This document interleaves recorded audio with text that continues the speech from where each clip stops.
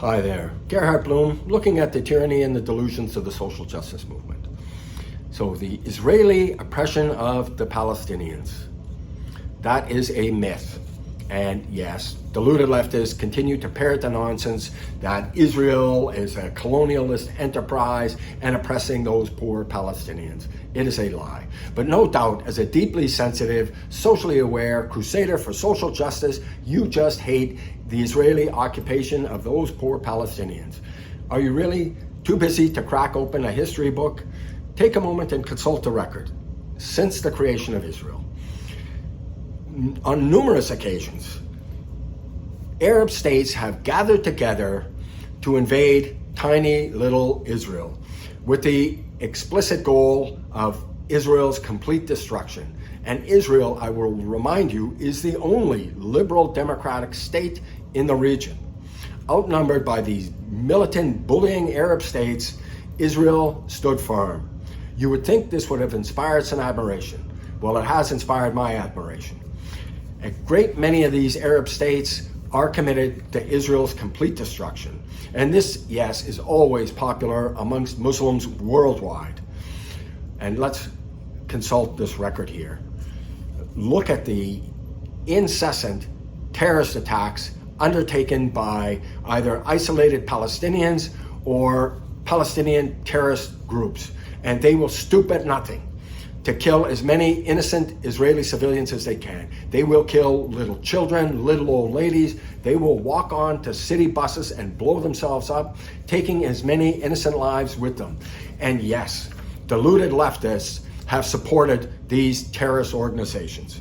Leftists supported that famous terrorist attack, the raid at Entebbe, where brave Israeli soldiers rescued Israeli citizens that had been separated from other passengers so that they could be executed in cold blood. Yeah, leftists supported this. And supporting this leftist ideology, it can take you to very, very dark places indeed.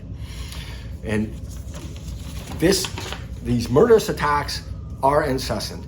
And recently, well, not so recently now, the Palestinians elected into office Hamas. Hamas is a terrorist group. Yes, it is a listed terrorist organization and engaged in numerous violent, bloodthirsty terrorist attacks on innocent civilians.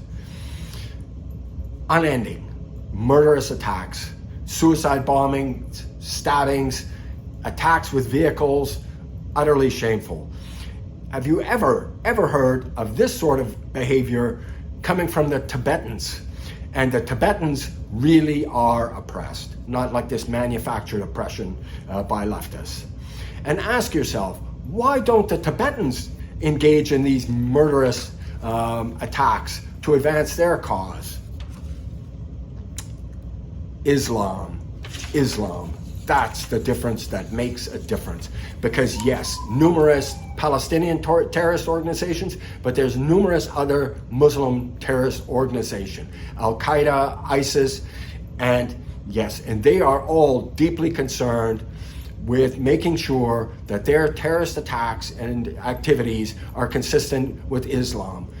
Sex slaves of young Yazidi girls? Oh yeah, Muhammad had sex slaves. Mass beheadings? Oh yeah, Muhammad engaged in mass beheadings. So I guess it's all okay after all. Well, it's not. And what about those poor Palestinian mothers who've lost their misguided children to terrorist ideology?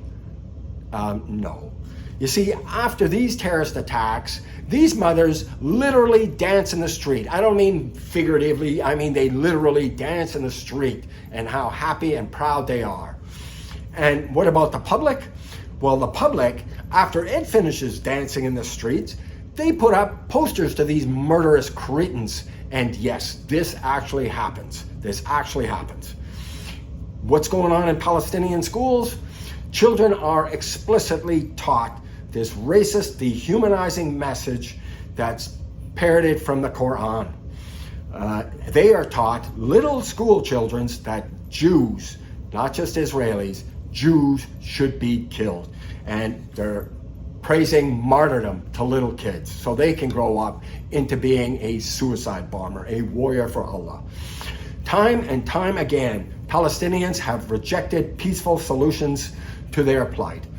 Why? Well, when you think about their religious leanings, the mystery disappears. And what about all those oppressed Arab Israeli citizens? Well, they have the equal rights and protections that are guaranteed to all Israeli citizens. That's right. They have representation in parliament. There's an Israeli Supreme Court justice. There are Arabs in the Israeli army. Arabs are exempted from national service. They're exempted. So those Israeli soldiers that are Arab, they're volunteers, right? You can be gay in Israel and not be murdered. Just a few months back, a young Palestinian gay man had his head cut off. And by no means is this an isolated example in the Palestinian regions. You can renounce your religion in Israel. Nobody is going to endorse your murder.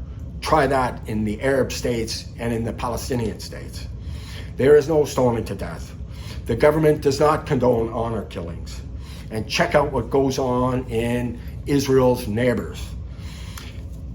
And what about those tens of thousands of Palestinians languishing in refugee camps? I actually have some sympathy for the plight of those Palestinian refugees. And don't go blaming Israel for this. This is Arab states. Arab states point to these languishing Palestinians and say, look how suffering they are. These poor Palestinians, why doesn't anybody do anything about it?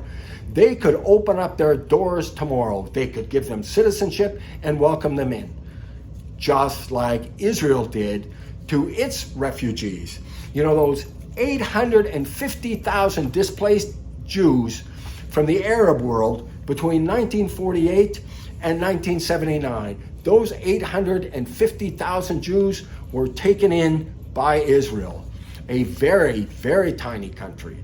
And yet, Palestinian refugees continue to languish in those camps. This is not Israel's fault. It's the Arab states. You have been lied to, and not by me. I hope you will check out my book, Deconstructing Social Justice. It's available on Amazon. No, not important because I wrote it. I wrote it because the issues could not be more important. Thank you so much for your time and attention. Bye-bye.